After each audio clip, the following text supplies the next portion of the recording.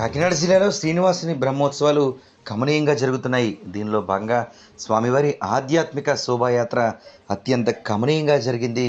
తునికి సంబంధించి పాత బజార్లో స్వయంభూగా వెలిసిన శ్రీ వెంకటేశ్వర స్వామివారి బ్రహ్మోత్సవాల్లో భాగంగా అంటే దేవాలయాలు వద్దకు రాలేని భక్తుల వద్దకే స్వామివారి వచ్చి వారికి దర్శనం ఇచ్చే విధంగా ఈ కార్యక్రమం ఉంటుందని, ఇదే పురాణ ఇతిహాసాలు చెబుతున్నాయని అర్చక స్వాములు తెలియజేశారు. బాజా భజంత్రీలు, మేళ తాళాలు, ఇతర ప్రాంతాల నుంచి వచ్చిన కోలాటాలు, చిన్నారుల సందడి మధ్య ఆద్యాంతం రమణీయంగా రథంపై కలియుగ ప్రత్యక్ష దైవమైన శ్రీ వెంకటేశ్వర స్వామివారితో పాటు అమ్మవార్లు సైతం దర్శనమిచ్చారు. భక్తులు సైతం స్వామివారి రథంలో అడుగులో అడుగు వేస్తూ గోవిందనామాలు జపిస్తూ ఈ కార్యక్రమంలో పాల్గొన్నారు.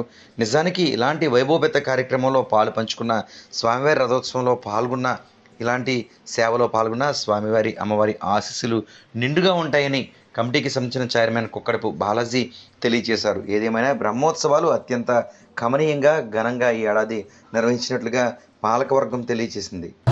శ్రీ వెంకటేశ్వర స్వామి వారి బ్రహ్మోత్సవాలను అత్యంత వైభవంగా గత 10 రోజుల బట్టి చేస్తున్నాము. స్వయంభూగా వేసిన శ్రీ వెంకటేశ్వర స్వామి వారు ఈ కార్యక్రమాన్ని స్వయంగా ఆయనే మా అందరి చేత చేసుకుంటున్నారు.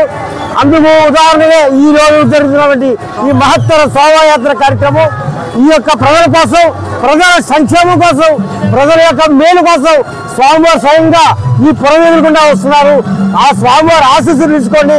మేము ఈ చేపట్టే కార్యక్రమానికి మీ అంతా మద్దతు ఇచ్చినందుకు మరొక్కసారి మీ అందరికీ ధన్యవాదాలు తెలియజేసుకుంటూ, రేపు విజయదశమికి స్వామివారు రత్న కిరీటకారుడిగా ఈరోజు మీకు కనిపించబోతున్నారు.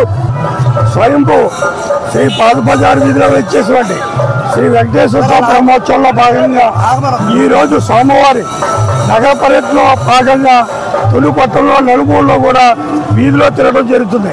దీనికి సహకరించిన పట్టణ నాయకులకు, కార్యకర్తలకు, గురువర్యులు యనమల రామకృష్ణ గారికి, దివి గారికి, అలాగే భక్తులకి అందరికీ కూడా పేరు పేరున నా నమస్కారాలు తెలియపరుస్తూ ఈ యొక్క గొప్ప కార్యక్రమంలో పాల్గొన్న ప్రతి భక్తులకి కూడా పేరు పేరున ధన్యవాదాలు తెలుపుకుంటూ సెలవు తీసుకుంటాం.